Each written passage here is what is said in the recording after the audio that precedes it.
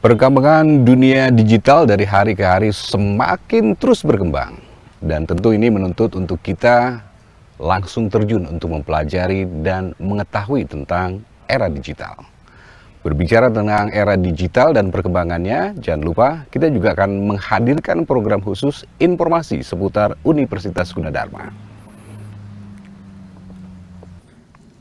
Salah satu kampus yang berbasis IT atau berbasis digital adalah kampus Universitas Gunadarma. Tidak hanya di Fakultas Ilmu Komputer dan juga Teknologi Informasi, tapi ada program studi lain yang akan mempelajari dunia digital atau IT. Dan Anda bisa menyaksikan lebih banyak tentang program studi yang ada di Universitas Gunadarma dalam program Info Gunadarma. Program Info Gunadarma hadir setiap hari Kamis dan Sabtu mulai pukul 9 hingga pukul 10 waktu Indonesia Barat yang disiarkan secara langsung di 7 stasiun radio Mega Suara Network. Anda juga bisa saksikan melalui Sangaji TV Yogyakarta, MGS TV Sukabumi, dan tentunya UG TV. Jangan lupa setiap hari Kamis dan Sabtu mulai pukul 9 hingga pukul 10 waktu Indonesia Barat. Universitas Gunadarma untuk Indonesia.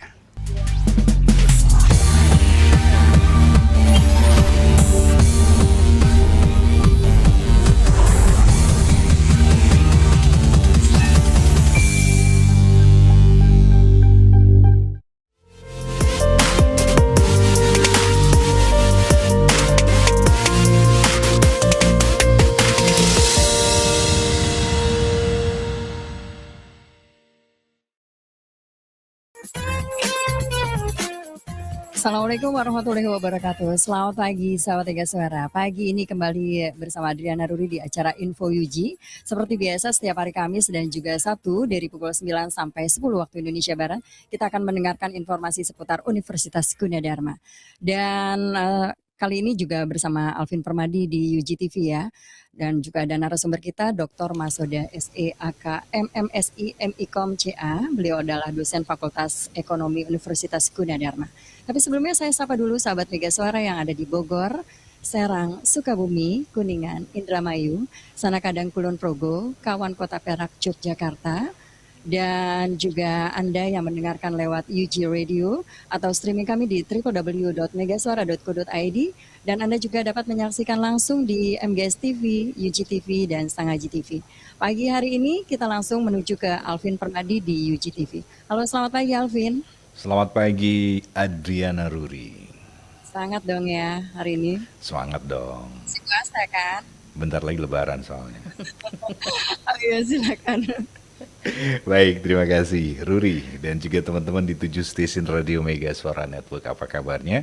Termasuk untuk Anda yang sedang menyaksikan melalui MGS TV Sukabumi, kemudian Anda yang sedang menyaksikan melalui Sangaji TV Jakarta, Piye Kabare Jogja. Termasuk untuk Anda yang tentunya sedang menyaksikan melalui UG TV, TV Digital Pendidikan Pertama di Indonesia.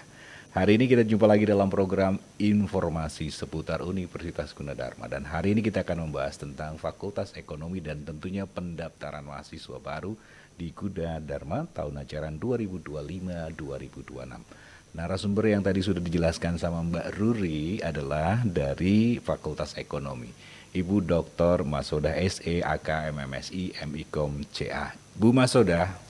Pagi, Mas Alvin. Kayaknya kelihatannya masih terus usianya tuh 40, nggak pernah 50 ya. Kalau saya udah pakai kacamata, tahun kemarin belum gitu. Tapi Bu Masoda masih tetap fresh, seger gitu. Apa rahasianya? Sebelum kita ngobrol nih. Rahasianya semua masalah nggak usah dipikirin. Nah gitu ya. itu dia, jangan dipikirin masalah ya, lewatin aja. Iya, semua akan berlalu. Namanya juga masalah ya Bu. Ngomong-ngomong nih Bu, tentang Fakultas Ekonomi, berbicara tentang masalah, ada masalah nggak dengan perekonomian Indonesia saat ini?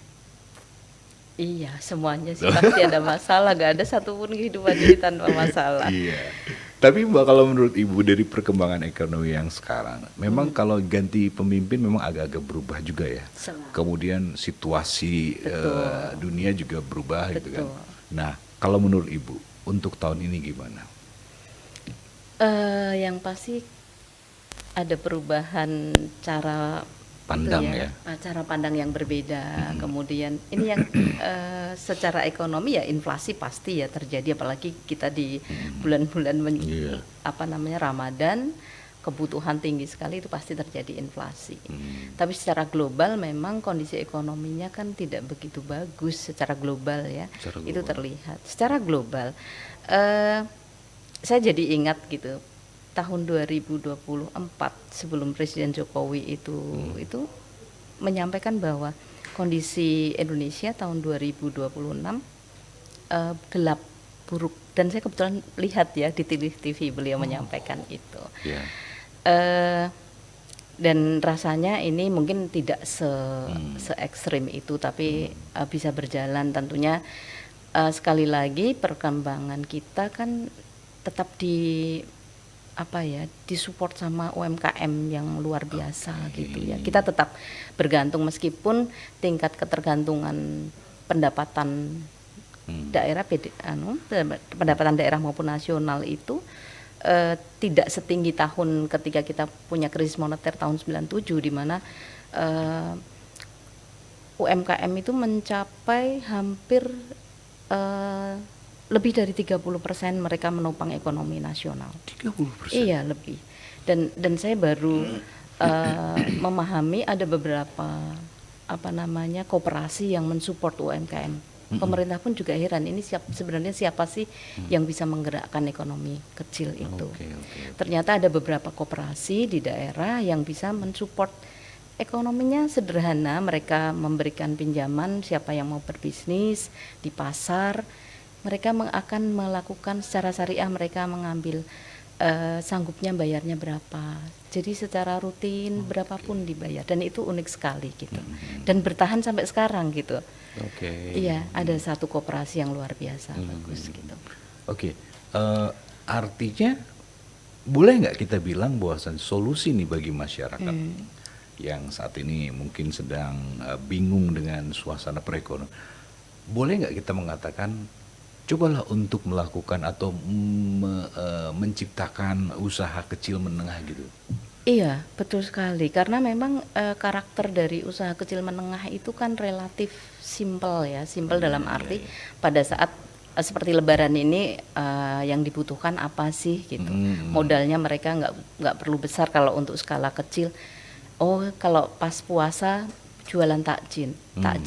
Ini hampir semua ya jualan takjil, tapi Allah itu maha besar gitu, selalu semuanya laku gitu. Jadi mereka melakukan itu. Nanti beda periode lagi mereka jualan yang berbeda. Nah, itulah fleksibilitas dari UMKM mikro. Mereka bisa bertahan dengan cara seperti itu. Sementara kalau skalanya sudah menengah, yang di tangan udah menengah, udah berbeda lagi karena mereka punya aset yang cukup besar, mereka sudah punya karyawan. Tapi kalau mikro kan yang menguntungkan mana, itu masih memungkinkan bolak-balik seperti itu bisa. Dan itulah daya tahan dari UMKM ya, mikro itu luar biasa di situ. Iya.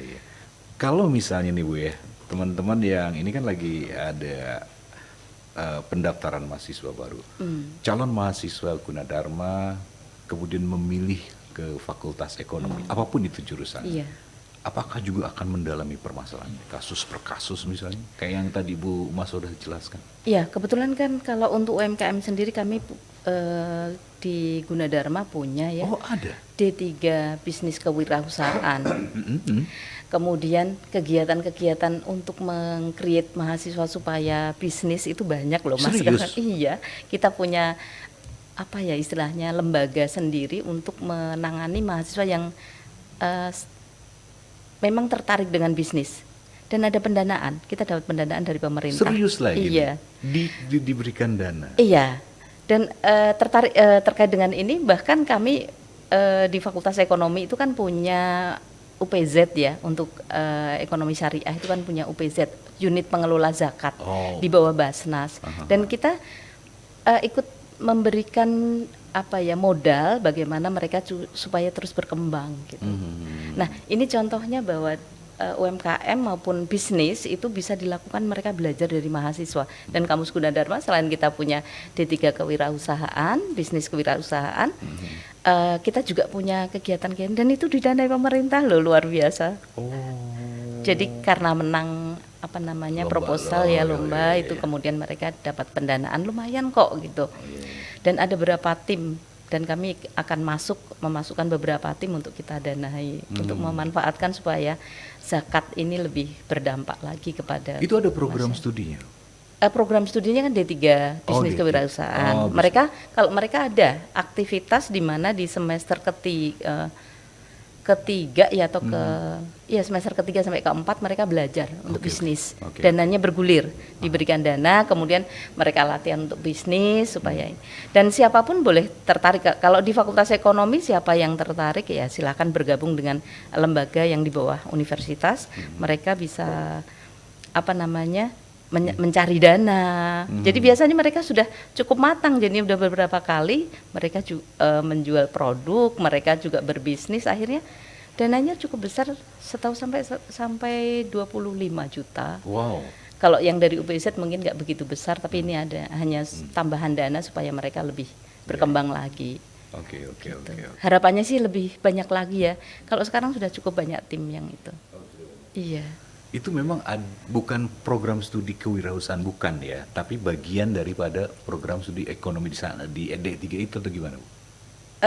Jadi kalau untuk D3-nya punya program sendiri karena Oke. memang sesuai dengan tujuan dari D3 Karena memang bisnis untuk kewirausahaan, untuk menciptakan dia wirausaha.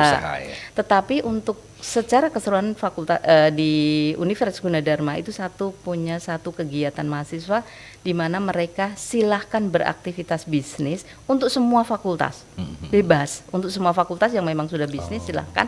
Nah karena ada kesempatan untuk memperoleh dana, gitu.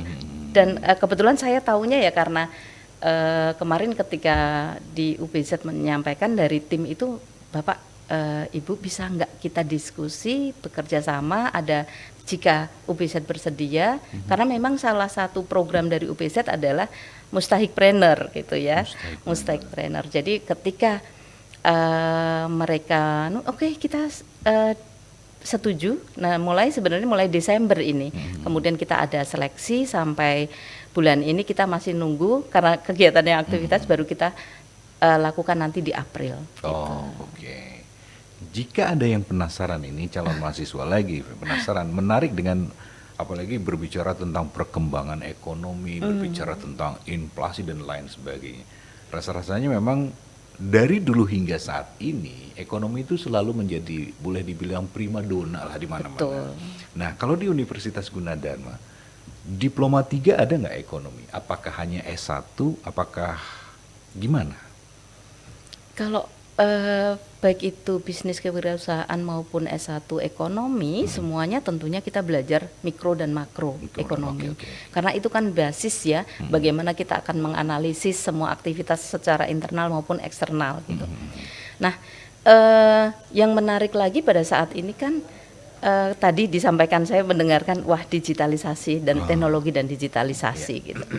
Nah ini tantangan dari Fakultas Ekonomi tentunya pada saat mereka pengambilan keputusan, digitalisasi ini menjadi satu faktor yang sangat penting bagaimana mereka bisa menganalisis data, dan tuntutannya sekarang ini adalah bisa melakukan analisis data yang jumlahnya super besar. Datanya. Ekonomi belajar digital. Oh iya, Di Gunadarma? harus Pak, harus Mas Alvin. Oh iya. Nanti ketinggalan di ekonomi itu kan kita bicara keuangan, fintech, financial teknologi. Itu kita harus ngukur benar apakah nanti ada PR nih ya. Kalau fintechnya benar di bawah OJK gitu ya. Oh iya. Itu. Iya, baru nggak ya. Apakah pendana lewat fintech dan lewat perbankan mana yang lebih murah? Itu manajemen keuangan loh. Oh iya.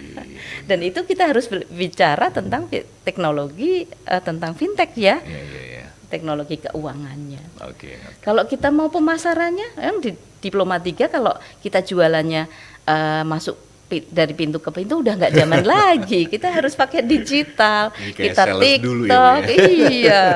Dan itu memang didukung dengan digitalisasi pemasaran harus. Digital marketing, Digitalisasi, iya marketing digital. Digitalisasi marketing. Semuanya pakai digital, semuanya pakai teknologi. Bahkan di beberapa kita Gunadarma punya tech center. Tax center itu apa namanya membina UMKM dari aspek penyusunan laporan keuangan, pemasaran digital, itu semuanya kita warnanya karena teknologi ya di Gunadarma. Jadi semua edukasi yang kita lakukan ke UMKM kita lakukan dengan cara menyesuaikan dengan visi misi kampus ini dan basisnya teknologi dan digitalisasi. Menarik sekali itu. Ngeri. Jadi Bu Masodo tadi membandingkan, saya jadi ingat ya zaman dulu ya Bu ya, tentang marketing digital atau pemasaran secara digital. Kalau dulu saya masih ingat ya di sales gitu ya Bu ya. Door to door istilahnya, sambil ngumpulin ibu-ibu, ayo kita ini gitu ya. Tapi sekarang itu udah masih ada, cuman mungkin hanya beberapa persen. Tergantung dari kadang-kadang ada juga masih beberapa penting ya, tetap kan face to face itu tetap artinya informasinya kaya. Sosial media ini kan dampaknya benar. Di Fakultas Ekonomi belajar juga tentang Untuk satu, yang pertama yang paling berasa adalah pengambilan keputusan. Kalau sebenarnya pengambilan keputusan kan semuanya ya, semua bidang studi belajar tentang pengambilan keputusan. Hanya saja cara pengambilan keputusan datanya yang mana nih digunakan kan begitu ya.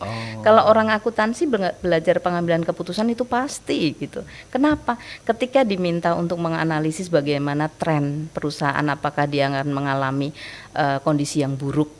Karena kalau going concern ya, mereka perusahaan tahun depan dinyatakan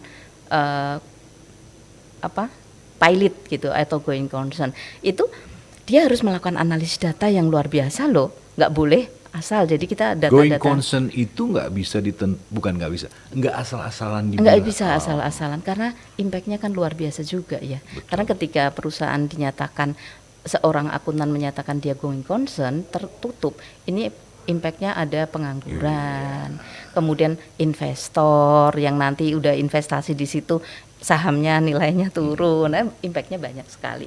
Sehingga dalam pengambilan keputusan itu dibutuhkan analisis data yang cukup. Kadang-kadang satu perusahaan saya menemukan 5 tahun sudah selalu rugi gitu. Kenapa enggak going concern sih opini dari auditornya gitu. Ternyata memang mereka masih punya upaya-upaya di pihak manajemennya, pengelola melakukan upaya-upaya, dan itu bagi auditor sudah cukup untuk mereka tetap bertahan. Karena kan impactnya ada bisa pengangguran dan lebih luas ya.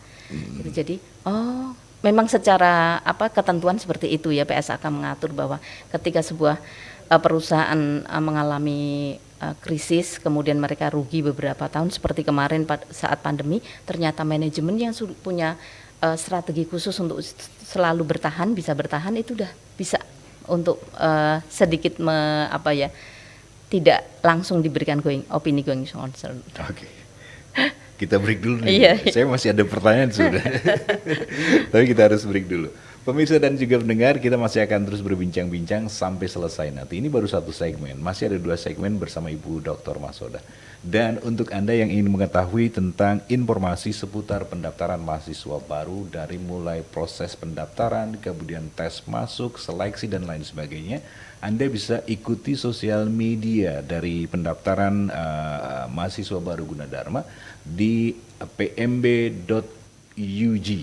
Anda bisa telepon di 1500 158. Saya akan kembali setelah beberapa informasi berikut ini.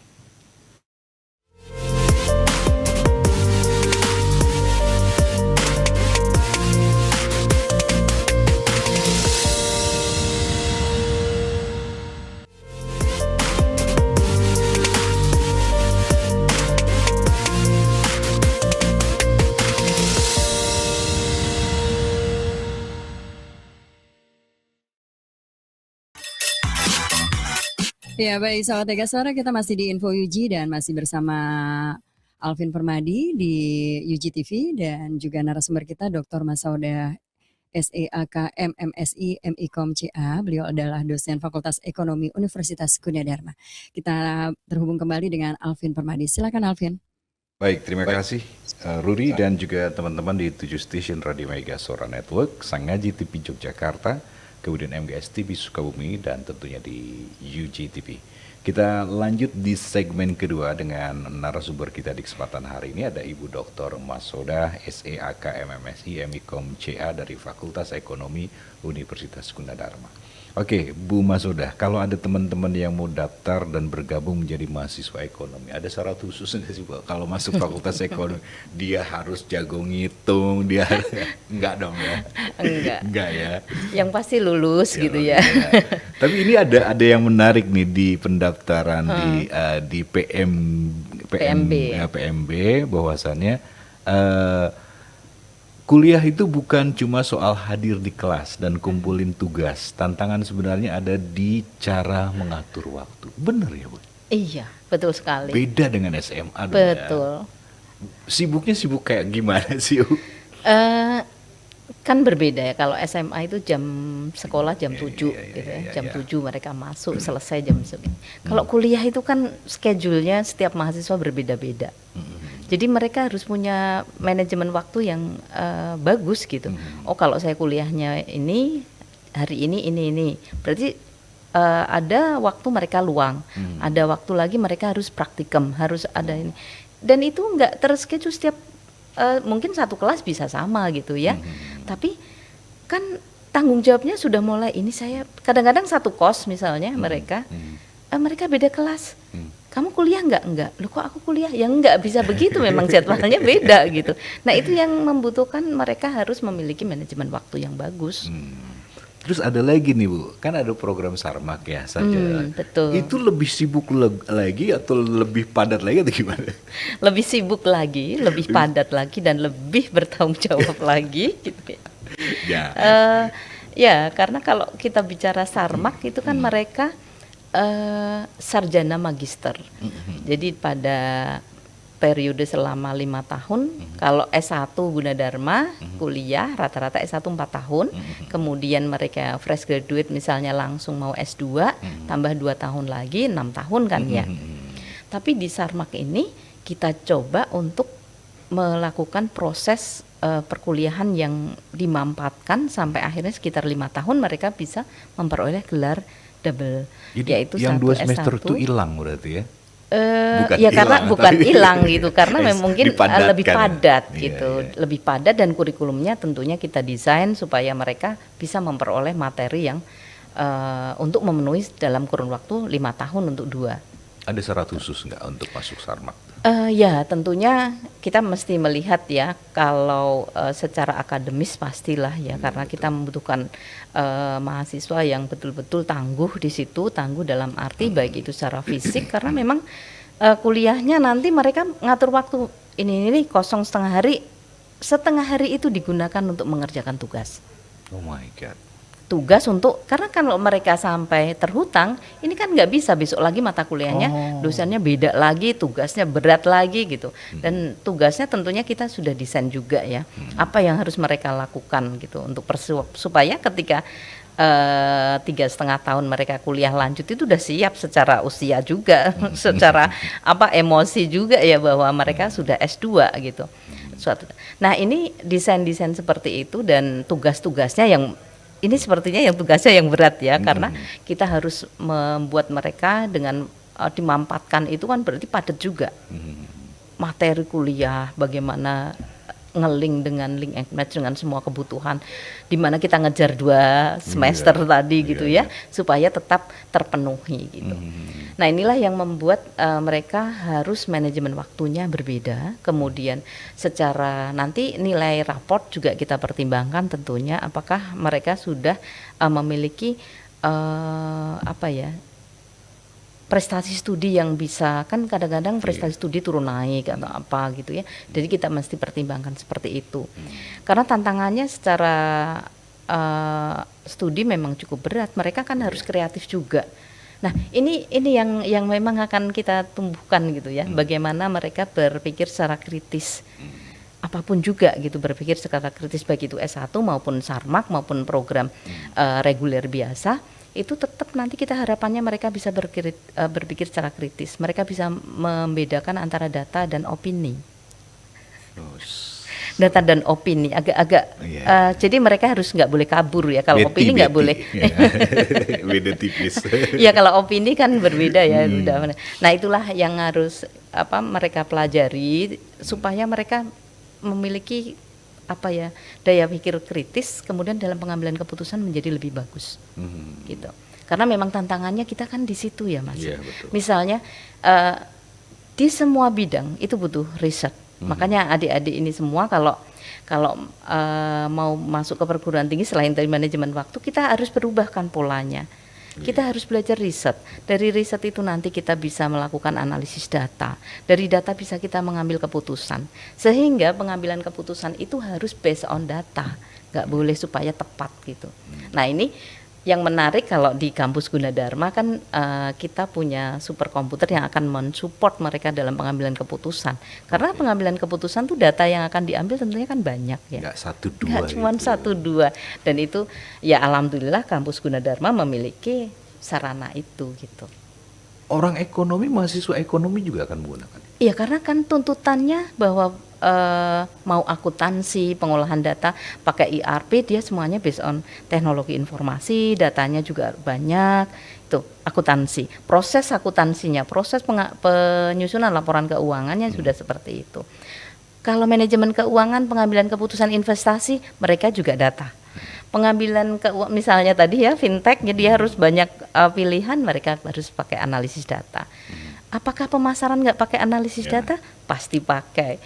Kira-kira mereka consumer behavior kita itu menginginkan apa sih? Kalau kita bicara new marketing, sebenarnya new marketing itu kita bicara apa sih yang diinginkan oleh konsumen supaya barang kita menyesuaikan apa yang diinginkan konsumen. Kalau kita nekat, pokoknya jualan ini pasti laku, nggak bisa saat ini. Ikut-ikutan. Iya nggak bisa. Jadi apa yang diinginkan oleh konsumen itulah yang kita pelajari sampai melakukan analisis. Oke. Ngeri kalau bicara ekonomi ya, nggak berhenti. Iya nanti. Bu Mas Oda, ada beberapa pilihan bahwasannya, ada beberapa alasan kenapa kita harus memilih Universitas Gunadarma. Udah pasti akreditasinya. Betul. Kemudian juga ini merupakan kampus pertama di IKN. Betul. Kemudian juga Gunadarma memiliki macam-macam robot. Dari sejak pandemi ada RoboHelm, kemudian sekarang ada robot catur, robot barista dan kemudian Gunadarma juga ada 53 program studi. Itu yang bikin bingung. Ada program studi apa saja nih, Bu? Kalau di kita bicara di ekonomi dulu. Kalau di ekonomi kita kan punya S1-nya, kita punya 3 program studi. Akuntansi, manajemen, ekonomi syariah. Untuk di akuntansi hanya 1 ya akuntansi. Kalau ekonomi di manajemen kita punya manajemen pemasaran dan keuangan. Sedangkan ada fakultas yang berdiri sendiri yaitu Diploma 3 itu juga sama. Ada ekonominya juga ya? Iya ada fakultas bisnis kewirausahaan itu ada manajemen keuangan, manajemen pemasaran, kemudian prodi akuntansi. Ada 3 juga. Karena memang 3 hal ini bisa mencakup semua aktivitas bisnis ya. Ya betul. Iya, semua bisnis butuh akuntansi. Hampir benar. semua kegiatan sebenarnya. Benar. Kemudian kalau pemasaran itu pasti nggak mungkin kalau nggak dipasarkan begitu. Nah kalau untuk bidang-bidang lain, meskipun ini di ekonomi kita juga tetap menerima muatan-muatan teknologi informasi seperti tadi. Kita ada mata kuliah yang bersinggungan dengan komputer misalnya kita. Kalau yang basic misalnya Microsoft gitu ya kita bicara Excel, kita bicara Word gitu udah biasa. Tapi kalau untuk akuntansi memang Excel luar biasa itu manfaatnya gitu ya. Nanti sebelum kita masuk biasanya kita hitung-hitung gitu. Pajak sekalipun kita mesti ngitungnya pakai Excel dulu gitu ya. Yang heboh sekarang ini pakai Cortex gitu ya. Kita tetap sebentar ini kita bicara Cortex nanti dulu. Kita Excelnya dulu kita lihat dulu. Nah itu. Nah di program studi yang lain ya Fakultas Ilmu Komputer, fakultas itu semuanya muatan teknologi informasinya ada. Apa kelebihan daripada 53 program studi di Gunadarma ini? Berbasis IT pasti ya, semuanya ya. Dan konon kabarnya bahwasannya setiap program studi itu selalu dibekali dengan LSP apa? LSP. LSP. Itu benar. Kompetensi, supaya kompetensi, untuk meningkatkan kompetensi ya. sertifikasi. Oke. Lembaganya namanya LSP kan, Itu lembaga maksud saya. sertifikasi. Iya, karena memang tuntutan dari saat ini, saya jadi ingat setahun 2 tahun yang lalu gitu, menjadi salah satu tuntutan bahwa lulusan itu harus memiliki kompetensi yang kompeten, itu artinya dia bisa bersaing kan. Kalau sekarang ini sudah globalisasi, persaingannya tidak hanya lulusan di Gunadarma saja, mereka antar lulusan nggak cukup begitu. Lulusannya antar perguruan tinggi secara nasional, regional, global, semuanya kan pekerjaan bisa diambil di mana saja gitu. Nah, itu dibutuhkan suatu kompetensi sebagai standar bagaimana seorang lulusan bisa memenuhi kebutuhan-kebutuhan baik itu lokal, regional maupun global. Nah, sehingga materi-materinya yang harus kita upgrade untuk bisa. Si kompetensi ini atau sertifikasi ini sesuai dengan program studi atau ngacak, Bu? Masing-masing program studi Masing-masing memiliki. memiliki keunggulan persyaratan kompetensi yang harus dipenuhi oleh setiap lulusannya. Itu satu. Seandainya ada yang mau lintas, itu nggak ada masalah gitu. Mau lintas silahkan gitu. Kalau memang mereka kompeten, itu kan tentunya nilainya plus ya. Jadi kita nggak menutup kemungkinan tentunya untuk itu. Tetapi menjadi satu hal yang mendasar, menjadi kewajiban adalah lulusan ini kompetensinya sudah ditentukan. Gitu. Akuntansi, kemudian manajemen pemasaran, mereka akan diuji tentang materi-materi yang kompeten dengan manajemen seperti digitalisasi. Ya mereka harus bikin iklan digital. Gitu. Kalau ekonomi sertifikasinya apa ya? Contohnya, Bu? Kalau di akuntansi sertifikasinya itu misalnya akuntansi dasar, itu setidaknya mereka menyusun laporan keuangan itu harus mahir. Kalau sudah menengah kita pakai ke analisis. Bagaimana mereka bisa dari laporan akuntansi mereka bisa menganalisis. Terus yang ketiga audit dan sistem informasi akuntansi. Si industri paham betul dengan sertifikasi itu. Misalnya saya nih, Sangat. saya pengen lagi mencari orang akuntansi dengan Kualifikasi. Industri paham dengan kondisi itu. Artinya Justru kan sertifikasi begini. begini gitu loh. Oh iya, kan mereka juga Memang justru disesuaikan kan, industri ya. betul sekali. Justru kompetensi ini kan dalam rangka untuk memenuhi pertumbuhan perusahaan yang cukup cepat gitu. Mereka kita digitalisasi, mereka pakai teknologi informasi misalnya, pengolahan sistem yang ada di dalam perusahaan pakai enterprise resource planning misalnya. Nah, ini perusahaan perguruan tinggi akan menyesuaikan ini seperti apa. Karena kan mereka memang butuh sekali ya, mereka berkembangnya sangat cepat. Sehingga perguruan tinggi pun ikut. Makanya salah satu kompetensi untuk akuntansi lanjutan itu sistem informasi akuntansi. Dan audit. Audit pun sekarang auditnya nggak bisa lagi audit manual. Kita harusnya, karena datanya sudah berbasis teknologi informasi, auditnya kita pakai audit yang berbasis IT.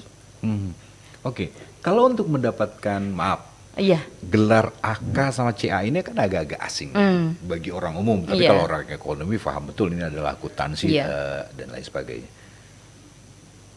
Apa yang harus dilakukan untuk mendapatkan AK atau CA yang tidak umum di perguruan tinggi? Artinya kalau misalnya saya ngambil akuntansi, belum tentu saya menjadi akuntan kan ya, Bu? Iya. Ya karena ini kan profesi, kalau AK dan CA itu kan profesi, sehingga ada edukasinya khusus.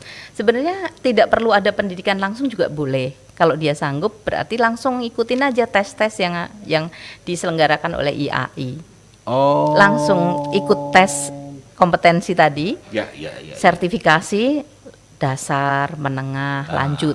Dasar itu ada 4 mata kuliah, 5 mata kuliah, nanti lanjut ada 7, ini ada banyak lah ya gitu. Nah tetapi ada juga jalur yang mereka memilih lewat edukasi. Jadi ada PPAK, jadi itu pendidikan untuk profesi akuntan. Nah di situ mereka keuntungannya ujiannya lebih sedikit karena itu saja. Berarti sama juga dengan contohnya yang pernah saya ikut itu adalah dengan Dewan Pers ya Bu ya. Jadi kalau sertifikasi itu adalah Muda, Madya, Utama. Betul. Gitu. Oh, tahapan Dasar, dasar. Muda, Madya, Coba. Utama. Baik, Bu Masoda, nanti kita lanjut ya Bu ya. Iya. Pemirsa dan juga pendengar, masih ada satu sesi lagi. Nanti kita akan masuk bagaimana proses pendaftaran dan bagaimana proses seleksi pendaftaran di Universitas Gunadarma. Saya akan kembali setelah beberapa informasi berikut ini.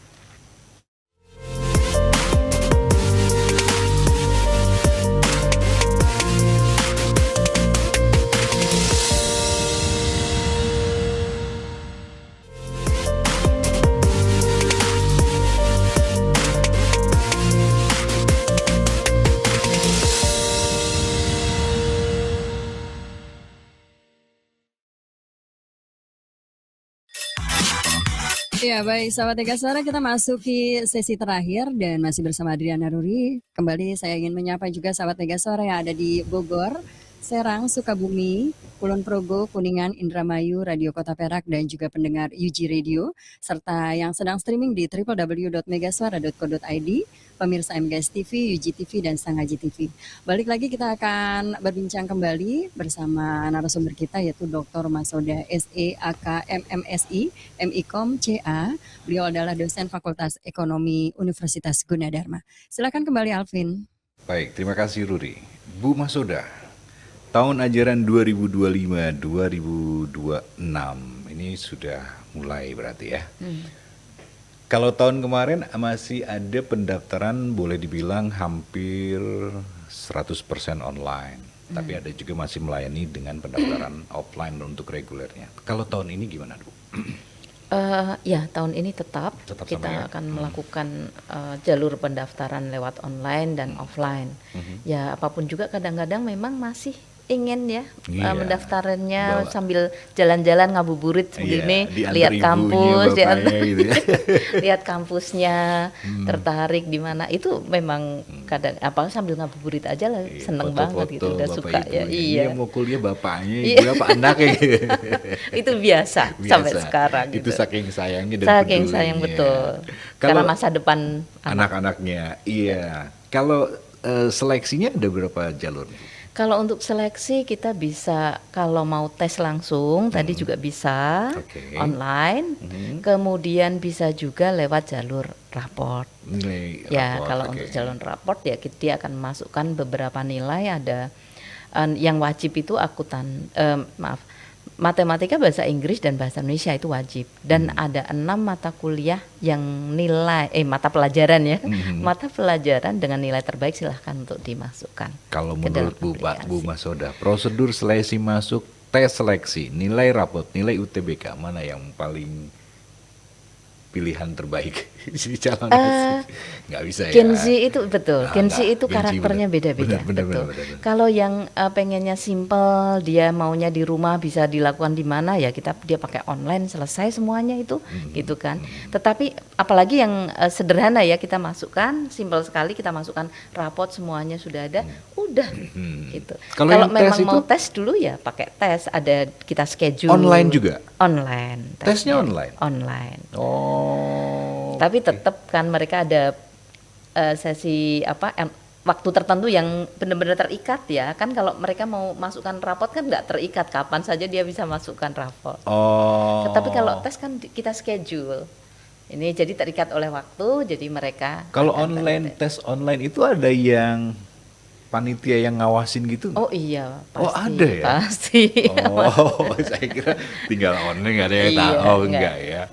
Oke, selain itu ada syarat-syarat khusus untuk masuk ke Universitas Gunadarma, seperti mungkin harus Ada ijazah, seperti foto, itu yang administrasinya ya, ijazah, foto. Kemudian tentunya sebelum dia masuk ke situ kan dia harus kalau mau online ya kita buka di ppmb.gunadarma.ac.id tahun 2026 dia bisa akses di situ. Nah, ada hal yang harus diperhatikan ketika mereka akses kan biasanya harus masukkan data-data. Kemudian mereka akan dapat akun untuk pembayaran formulirnya. Di situ ada informasi yang nggak boleh mereka sampai lupa, yaitu alamat email, pastikan itu yang akan digunakan. Jangan sampai dia lupa alamat email dan nomor handphone, karena selanjutnya komunikasi online itu kan lewat itu gitu maksudnya ya. ke Jadi itu yang situ. penting. Iya, jadi Itu ada mereka nomor handphone sama email itu pada saat mereka memasukkan data itu kan udah mulai. Oke. Jadi misalnya nih saya Oke, mau oke. daftar, maka saya buka itu buka aplikasi yang yang ada di Pendaftaran pendaftaran oke. PPMB itu.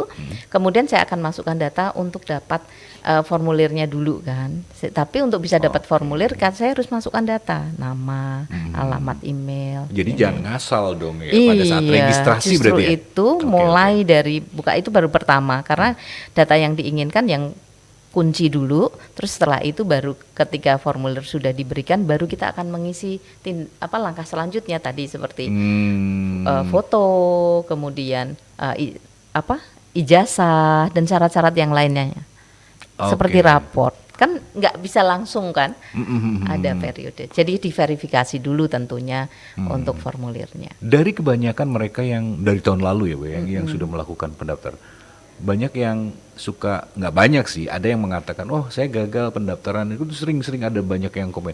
Itu gagal-gagal itu karena apa gagal pendaftaran online? Kalau pendaftaran gagal sih seharusnya enggak ya. Enggak Tapi ya? kalau memang ada kesulitan kita kan Kesulitan ada mungkin ya. ada helpdesk ya secara Online juga. juga. Jadi Oh, iya, mereka iya. bisa menanyakan itu. Ini ada masalah ini. Tapi jarang sekali sih. Jarang ya. Kecuali dalam kondisi down servernya. Tapi sepertinya Mungkin seingat nggak saya ada nggak kuota ada. kali pada saat itu. Iya. Kayaknya enggak. Enggak Kalau ya? untuk masuk insya Allah semuanya lancar gitu. Ada batasan waktu nggak bahwasannya? Atau mungkin satu kali Mas, kalau ketika mereka memasukkan misalnya foto ataupun ijazah, fotokopi ijazah, itu kan ada batasannya itu biasanya. Oh, 1 megabyte. Iya, size-nya. size dari ukuran dari data yang akan kita masukkan itu harus diperhatikan. Itu memang kadang-kadang kan nggak ngeh ya. Kok gagal terus? Ternyata iya, iya. size-nya lebih dari 1 megabyte. Misalnya seperti itu. jangan lebih dari 1 Iya, megabyte. semuanya di mana-mana aplikasi begitu.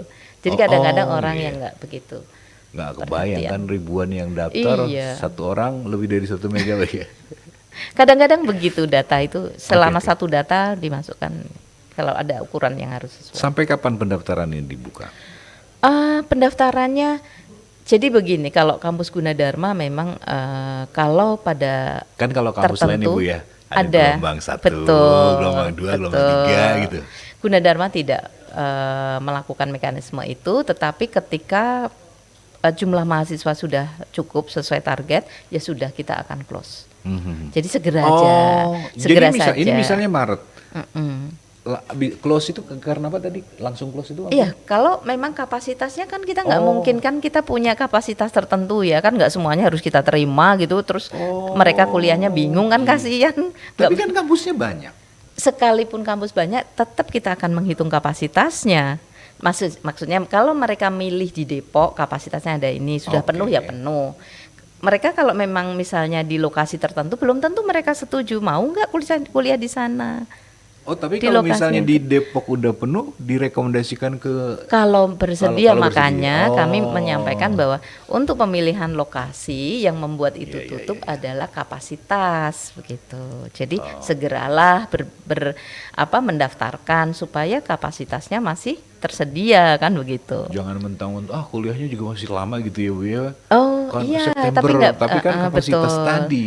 Nah, yang menarik adalah ketika kita sekalipun misalnya di Agustus nanti tutup, pada saat mahasiswa yang sudah mendaftar itu kan ada kegiatan yang harus mereka ikuti. Jadi mereka mahasiswa baru masih punya nomor pendaftaran, kemudian mereka daftar ulang dapat nomor identitas mahasiswa, kemudian mereka sudah mulai kegiatan. Jadi nggak langsung kosong libur, nggak ada kegiatan di per periode tertentu. Oh. Gitu. Jadi tidak langsung blank nanti tiba-tiba kuliah enggak. Kalau misalnya ada seminar boleh ikut. Boleh. Oh, Jadi gitu. kita buat create supaya mereka karena memang di bulan ini sudah buka sementara kuliah itu ada kegiatan yang kita berikan ke mahasiswa baru tadi. Untuk komunikasi dengan mereka ya apa? Komunikasinya Kalau kita kalau udah jadi mahasiswa kan ada student betul, saja, Bu ya. betul. Oke. Jadi gini, kalau mereka sudah daftar ulang, kan prosesnya nih ya, yang pertama mereka daftar, kemudian ngisi data-data. Kalau sudah ada ujian dulu, kemudian ada informasi mereka diterima di mana, kemudian ada dua pilihan kan, mereka berhak dua pilihan loh. Kalau kan kadang mahasiswa agak bingung ya, kalau satu saya kepengen ini juga gitu. Nah itu ada dua pilihan, mereka boleh milih dua program studi yang mereka sukai tentunya. Sesuaikan dengan nilai yang rapot, seandainya jalur rapot sesuaikan nilai rapot yang nilainya tinggi, itu menjadi salah satu pertimbangan mereka di yang nomor satu pilihannya sebaiknya yang mana, ada saran dari kami. Nah kemudian ketika mereka menyelesaikan administrasi pembayaran uang kuliah, kemudian tes kesehatan, baru mereka selesai dan nanti akan dikumpulkan di dalam satu room media sosial di WhatsApp untuk mereka menerima informasi-informasi yang terkait dengan kegiatan selanjutnya. Jadi kalau daftar ulangnya kapan? Ya segera ada kegiatan lagi. Gitu. Ya. Baik. Ibu Masoda, terima kasih. Waktu kita sudah habis, bahkan lebih ini. Kita nanti ngobrol-ngobrol lagi ya, Bu ya. Oke, baik. Demikian pemirsa dan juga pendengar bincang-bincang kita di kesempatan hari ini. Jangan lupa untuk Anda yang ingin penasaran untuk mendapatkan informasi seputar Gunadarma, khususnya untuk penerimaan mahasiswa baru, Anda bisa kunjungi websitenya di pendaftaran.gunadarma.ac.id/2026. Kita kembalikan ke rekan Ruri. Silakan Ruri. Terima kasih Alvin Permadi dan juga terima kasih untuk Dr. Masoda SEAK MMSI MIKOM CA. Beliau adalah dosen Fakultas Ekonomi Universitas Gunadarma yang sudah memberikan banyak info tentang Universitas Gunadarma. Dan terima kasih juga untuk sahabat Tega Suara yang sudah menyimak acara kami di Bogor, Serang, Sukabumi, Kulon Progo, Kuningan, Indramayu, Radio Kota Perak, juga pendengar UG Radio, serta streaming kami di www.megasuara.co.id. Tentunya pemirsa MGS TV, UG TV, dan Sangaji TV. Saya Adriana Rudi pamit. Wassalamualaikum warahmatullahi wabarakatuh.